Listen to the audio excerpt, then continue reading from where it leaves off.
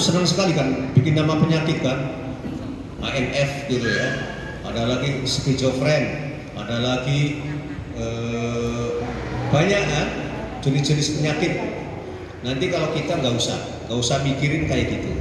Nanti dilihat aja, dilihat ciri-ciri kalau seseorang kena gangguan jin. Setelah itu kita ruqyah, insya Allah akan ada kesembuhan. Itu ya. Wah, ngepres ini. Ada lagi?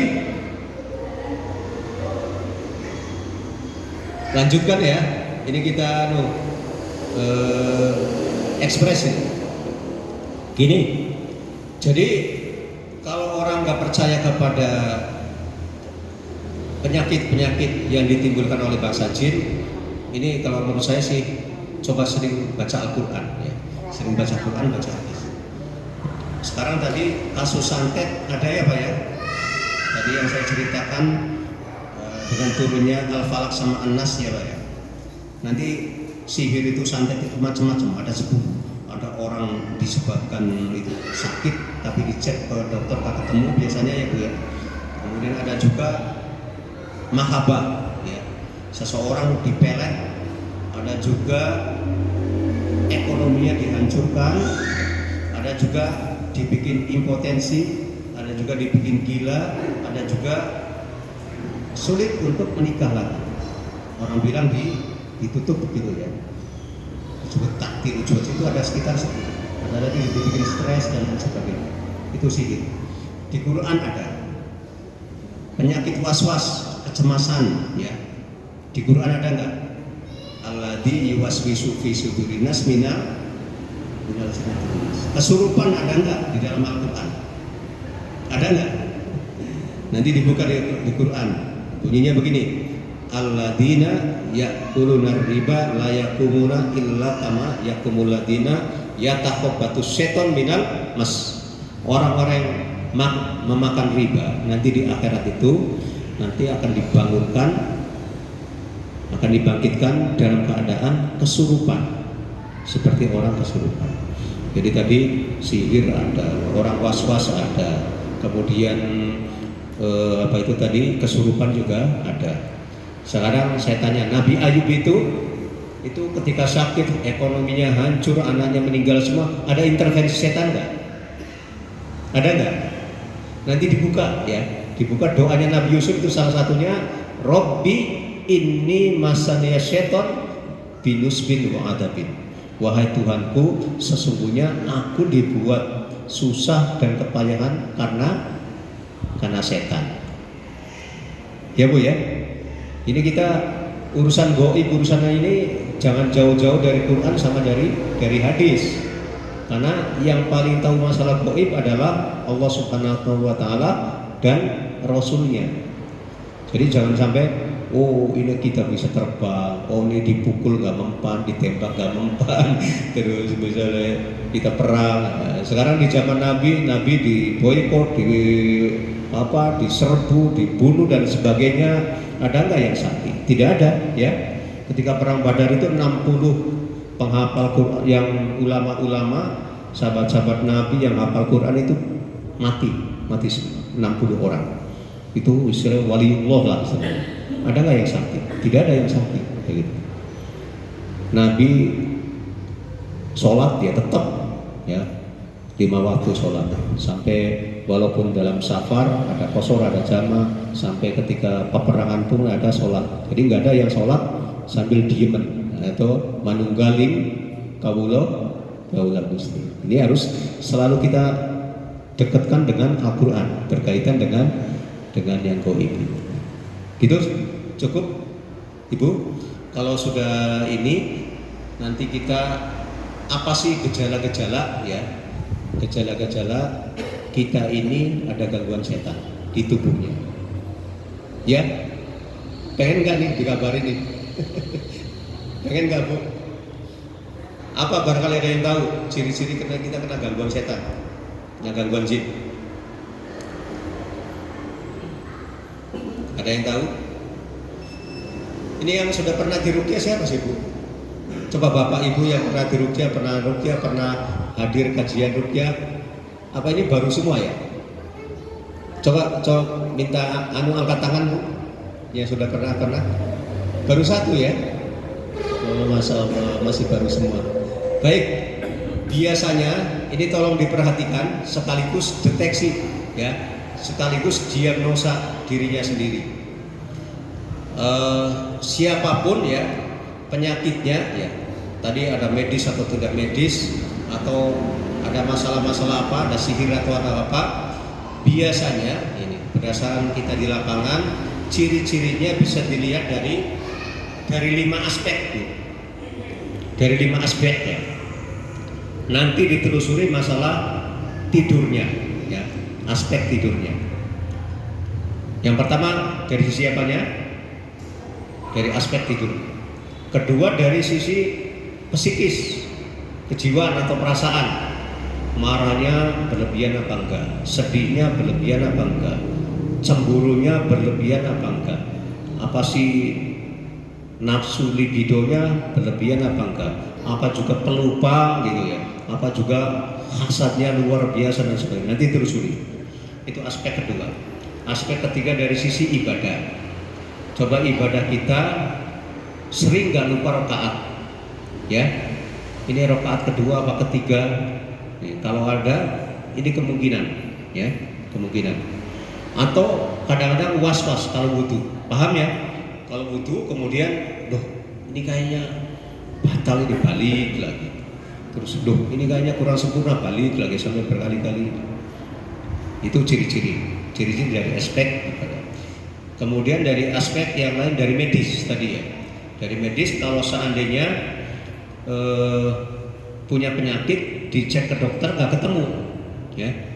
Kadang-kadang satu dokter ini nggak ketemu, dua nggak ketemu, tiga ketemu. Kadang-kadang justru ada lucu juga. Kadang-kadang diagnosanya dokter ini bilangnya penyakit ini, yang lain penyakit ini, yang lain penyakit ini. Ini biasanya dugaan kuat ada gangguan setan, atau memang sering sekali sakit bolak-balik, sekeluarga sering sakit-sakitan. Itu dari aspek medis. Yang ketiga dari pikiran, ya Bu ya. Dari pikiran banyak sekali di masyarakat Jawa ada orang-orang yang kalau sholat cukup dalam hati, jadi nggak ada ruku, nggak sujud dan sebagainya gitu. Itu biasanya orang-orang yang ikut aliran wahdatul wujud, manunggal kali oleh Gusti, atau yang kadang-kadang menghadap ke timur, menghadap ke utara sholatnya. Ini juga ciri-ciri. Atau ada anak-anak gadis yang punya pikiran, ngapain sih punya suami, ngapain menikah, nggak penting. Ini juga termasuk gangguan. Itu buhul gitu. Baik, saya sebutkan satu-satu ya Bu ya. Satu-satu. Sebetulnya kalau ada catatan ditulis sebetulnya sih. Ada yang bawa catatan enggak?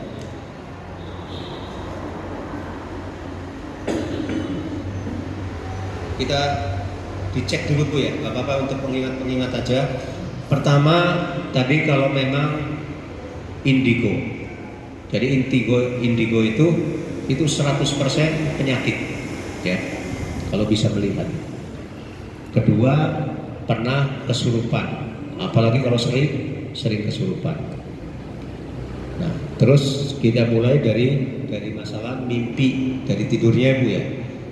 Sering ketindihan, paham ketindihan ya Bu ya?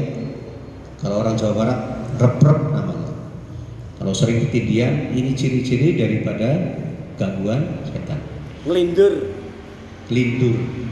Kalau ngelindur biasanya agak beda dengan ketindihan.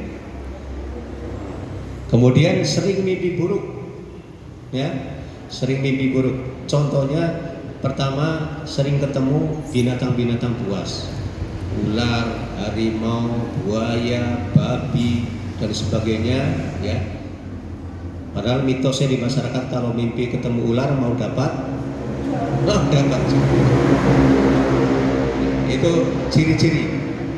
Kenapa yang sering itu ular? Karena yang namanya jin itu kalau tasakul, kalau menjelma dirinya itu biasanya dengan ular kayak gitu ya. Ada hadisnya juga ya.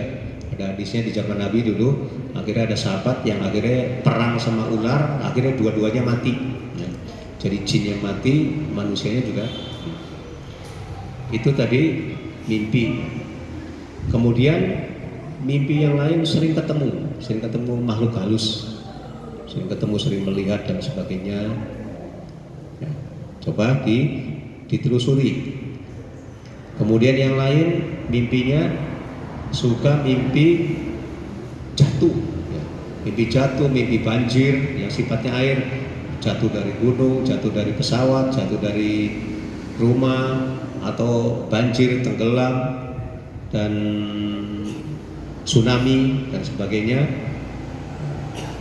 Atau ada lagi mimpi hubungan suami istri yang tidak jelas, siapa pelakunya, siapa laki-lakinya atau siapa perempuannya, kadang-kadang tidak jelas. Ini biasanya kasus-kasus sulit pernikahan, ya, sulit pernikahan. Nah ini cukup ini dari sisi tidurnya, ya Pak ya.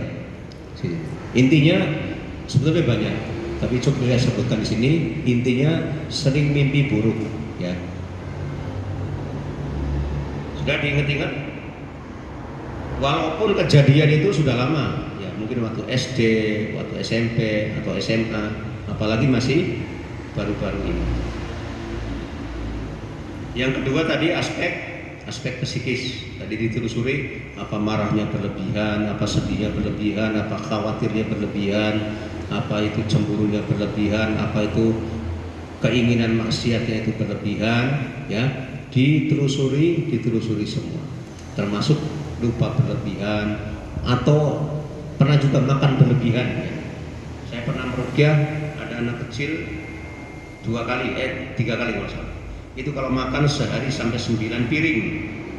Jadi kalau pagi 3 piring, siang 3 piring, kalau malam kalau nggak 2, 3. Jadi totalnya sampai 8 atau 9 piring. Ini juga indikasi. Sudah? Selanjutnya dari sisi ibadah, ya. Kalau ibadahnya malas, nggak mau sholat, ya sudah jelas lah itu, ya.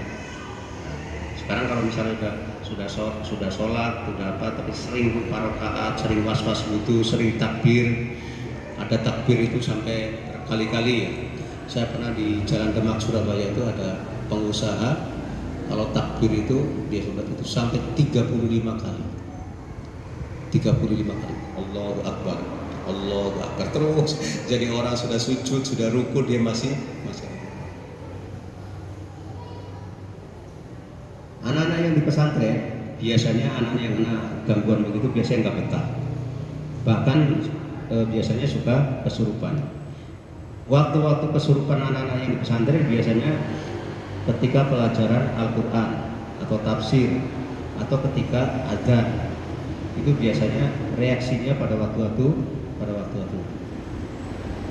Baik Bu ya. Terus yang lain dari sisi tadi penyakit. Kalau memang penyakit itu dicek ke dokter nggak ada, ini berarti ada masalah. Mungkin kayak cukup ya segini ya. Gimana, langsung praktek Ustaz? Cukup ya. Gimana Pak? Kita langsung praktek ya. Sebelum praktek, kalau mau masih ada pertanyaan silakan.